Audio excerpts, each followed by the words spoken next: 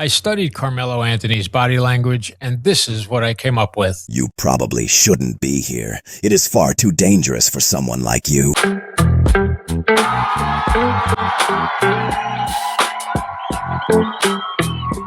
Hey, howdy, everybody. Welcome aboard. I'm RJ Smith, and this is our latest video on criminology and the interpretation of body language as it has to do with Carmelo Anthony. Now, guys, as a body language expert, behaviorist, and human lie detector, this is an art. There's no magic moves here. One blink means nothing to me, absolutely nothing. One crossed arm means nothing. And one nervous scratch, you guessed it, zilch. But look, when does the human body start snitching on itself? And that's the part I love. Because tell one, hands, fidgeting, face, especially touching your face, hat fixing, clothes grabbing, that usually means stress, right? Second tell, crossed arms, well, that can mean defensiveness, but raised shoulders, tight posture, head down, now it gets interesting, right? Because that brings us to tell three, which would be face, fake smiles, tight lips, darting eyes, stuff like that I always talk about, especially fast blinking. And when people clench their jaw, that face is not relaxed. So that leads me to another tell. The feet and the mouth aren't saying the same thing. Your feet is doing one thing while your mouth says, I'm staying. So the feet point towards the exit. And they're honest little snitches because they'll point the way you really want to go, even though your voice says you're not. And tell five, for me, it's voice, right? Pitch jumps like, oh my God, I didn't do it. Oh, yeah, right. Voice cracks. Talking too fast, like I do a lot because I'm from New York. But repeating the same line, that is stress leaking out. If you've watched any type of YouTube video, then you know that when people scream out, but I didn't do nothing, but I didn't do that, or start just talking about stuff that has nothing to do with the instant at hand, that is when you know people are lying to you. That is stress. And tell six is the big one. The words and the mouth are not matching. If someone says, I'm calm, while pacing, pointing, clenching, or even scanning for an exit, that is not calm. That is panic wearing sunglasses. And the movements are not subtle. They're very easy to pick up on. So the bottom line, look, we can't judge one tell. Watch the cluster. Inspect the hands, the feet, the face, the voice. You know what else is good? Very important, posture, timing. Does something seem off to you? The truth is not in one gesture. It's not. One gesture won't tell you anything. It is in the moment the body stops matching the story. So settle in, relax. This is what we're talking about today. Carmelo Anthony's body language. He is laying here. How old is he? Starting to go unconscious. How old is he? High school age, so maybe 15, 16, 17. Okay. Is he awake? No, he's going unconscious. Okay. Is he breathing? Not right now. Breathing. No, he's not. He's not breathing at all? No. Okay. Where was he stabbed at? In his chest. Okay.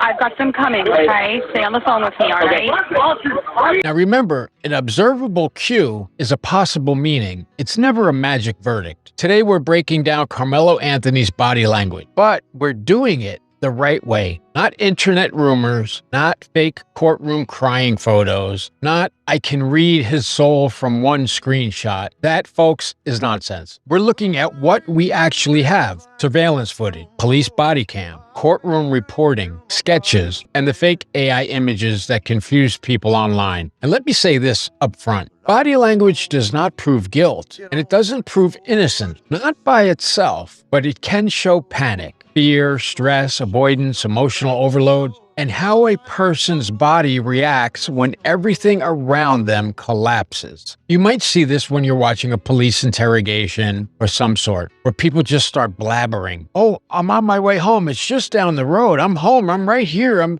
I was out today with my sister and listen, shut up. Nobody cares about that, right? All you're doing is giving out tells that you are nervous as hell for some reason, and they are going to want to go after that. So the rule today for us is very simple. What are the observable cues, possible meanings, and we have to always understand there is never a magic verdict. Just moments ago, we obtained new evidence from the Carmelo Anthony trial, including body camera video and a 911 call audio from the moments after Anthony stabbed 17-year-old Austin Metcalf to death. Now, I want you to watch this particular scene. It's surveillance footage and gives up body language cues on Karmelo: running, stumbling, loss of control. Now, check out this video from Fox 4, where they are showing released surveillance that showed Anthony running out of the tent after the stabbing. So you hear him crying there.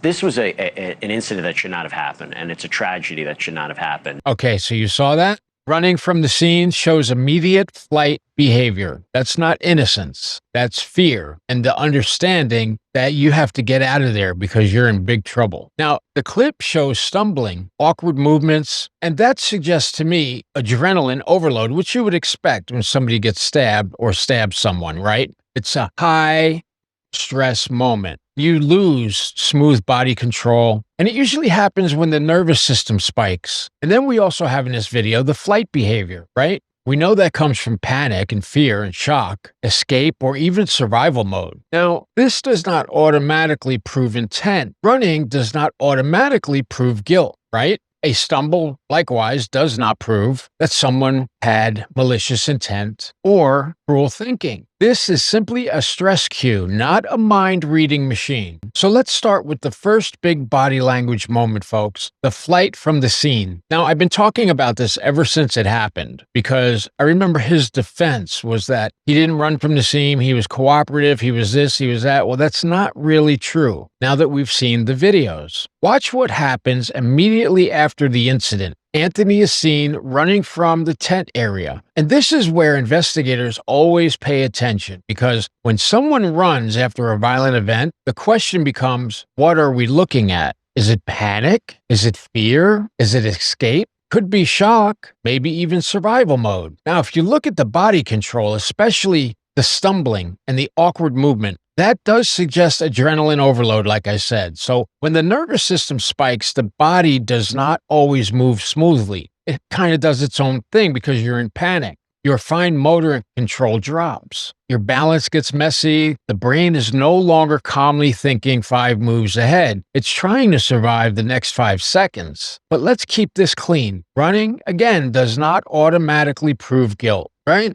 Stumbling does not tell us exactly what was in his mind. But what it does show is a body under extreme stress. Now, that doesn't mean guilt or innocent. It just means that a person has experienced a high stress incident. And we can use it as observable cues, possible meanings. But again, not the magic verdict. Like everyone wants a magic verdict. Well, this movement means that, and that's the end of it. Doesn't work like that. So let's talk about the arrest body cam. Police body cam, language, crying, heavy breathing, emotional collapse. You know what I mean? And Fox 4 has a really good video where the body cam showed Anthony emotionally saying, quote, "He put his hands on me. I told him not to. He put his hands on me." Close quote. He put his hands on me. I told him not to. He put his hands on me. Now, what's really interesting about this is he didn't say they jumped me. He didn't say they tried to kill me. He didn't say I was being beaten by a bunch of people. He said, he put his hands on me. I told him not to. He put his hands on me. He put his hands on me, and I told him not to. He put his hands on me. So that automatically calls into question the later assertion that he was being jumped by numerous people. Now we know that didn't happen. Now, if you're on the jury, you're going to be very upset about this. When you see crying, that shows emotional overload, but not automatically remorse, right? Heavy breathing, well, we know that can signal panic or fear or shock or guilt, or really the nervous system crashing. How about the voice instability? Now that can suggest emotional flooding, and compliance with police does not erase distress. This looks more like emotional collapse than calm control. And what we don't want to overclaim, crying does not automatically mean remorse. Crying does not automatically mean innocence. And emotional distress can come from many different sources. I'll tell you what, lean this way so you're not resting on your hands, okay? All right, see a little bit of blood on your hands there, okay? Now we move to the arrest body cam. Important distinction. This is not a police interrogation video. This is arrest body cam. It's the immediate aftermath, right? Police control, high emotion, total chaos. And body language wise, I would have to say this is a very different moment for me. Anthony appears emotional. He is crying. Crying can mean remorse. It can mean fear. It can mean panic. And it can certainly mean shock. And it can mean guilt. But I think it means he just realized his life was over. So we're not going to overclaim it. But what we can say is this: his body does not appear calm. It does not appear controlled. It doesn't look like emotional overload to me. But this is the nervous system crashing in relative time. We're watching it. So before people jump straight to, he cried, so that means he's guilty or not guilty, or listen, slow down, stop. The cue is real. The interpretation has to stay careful. Let's talk about the body cam statement, quote, "I did it," that Karmelo said, right? He said something unsolicited. That messes a lot of people up in court. Fox 1 and Fox 4 report that Anthony said, quote, "I'm not alleged, sir. I did it." I'm not alleged. I did it. That is an unsolicited statement, and it did him in. To me, the statement sounds direct and unfiltered. It happened during visible emotional distress. So he's not calmly explaining himself in an interrogation room. That does not exist. There is no video of that. The words are direct, but the body appears distressed. Now, that combination matters because admission plus emotional overload, well, we can't overclaim. We cannot call it an interrogation room confession. And we don't want to separate the words from the emotional state. That would be chaos. And we're not pretending that body language changes the legal meaning of the statement. The meaning is there. Legally, he admitted to the crime. "I'm not alleged, sir. I did it."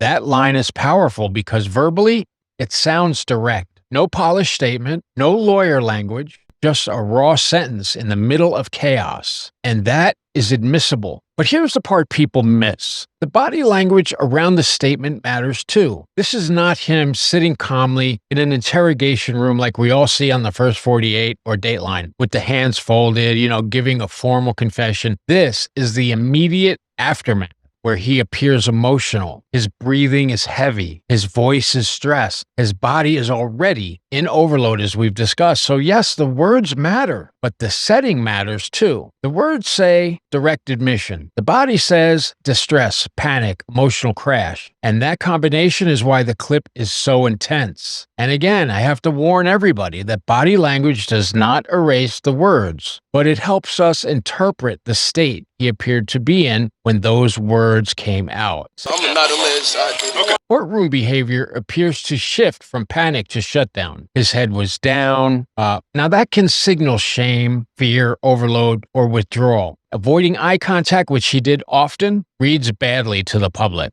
because everybody knows if you can't look somebody in the eye, the human lie detector explodes. And a closed posture, arms like this, very stiff, that can make someone look emotionally shut down. And I think it indicates legal coaching. That plays a role. Stay still, don't react. That's what the lawyers tell you. Now, no courtroom video means we rely on reporting. Head down does not prove lack of remorse. Avoidance can mean fear. It can mean shame or anxiety. Certainly coaching, and that overwhelms. So now we're going to move from the body cam to the courtroom. And this is where we need to be very careful, because there were no cameras allowed inside the courtroom. And the judge has since come out and said, he wished that he would have allowed them because it would have took away a lot of the rumor and fake stories that came out. So if you see some dramatic courtroom video or crying courtroom photo floating around the internet, tap the brakes, folks. For this part, we are working from courtroom reporting, not courtroom video. And the reported body language tells a different story from the body cam.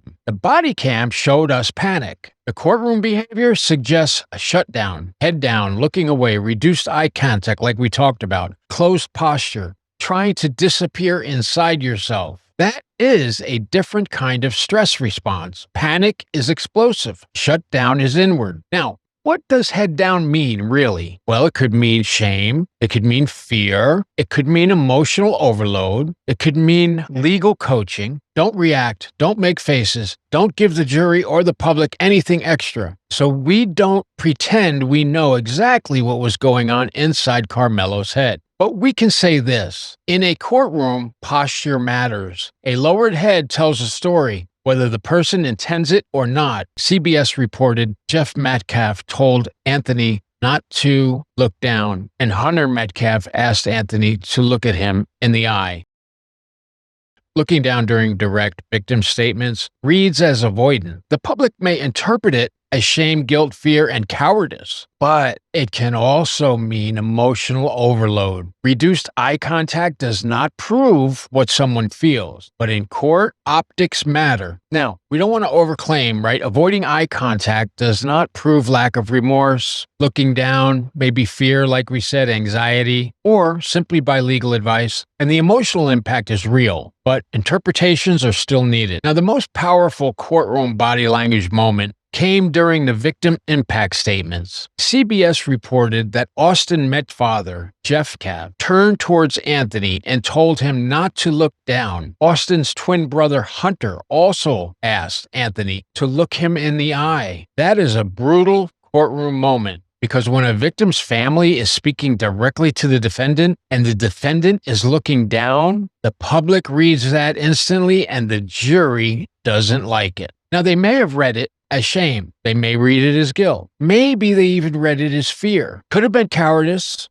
and they may read it as emotional collapse. But again, let's be fair. Avoiding eye contact does not prove what someone feels. Some people look down because they are simply ashamed. Others, because they are afraid. Other people would look down because they are overwhelmed. And you can imagine in this situation that happening. Now, some people look down because their attorney told them to. And trust me, attorneys tell defendants all the time, don't react. But in a courtroom full of people, where a jury is studying your every move, optics are powerful. A lowered head can become the whole image. And when a grieving father says, don't look down, that moment becomes bigger than posture. It becomes public judgment. The jury wants to see you look him in the eye. The jury wants to see you upset and looking at the father and just showing remorse. He didn't do that. And to add to it, we had fake courtroom images. Now remember, there's no cameras in the courtroom. And let's face it, folks, some viral courtroom crying images were not real. They were AI because there were no cameras in there. No courtroom cameras means courtroom images should be questioned immediately. Fake emotional images manipulate the audience before facts catch up. Now, people often react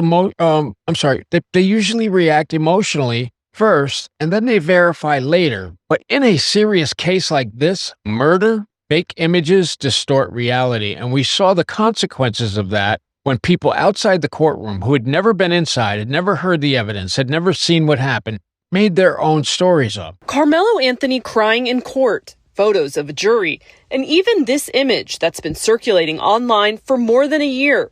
All of it is AI generated, but CBS News confirmed verification producer Layla Ferris says from what she's seen, some social media users don't realize this. Be wary of emotionally charged content.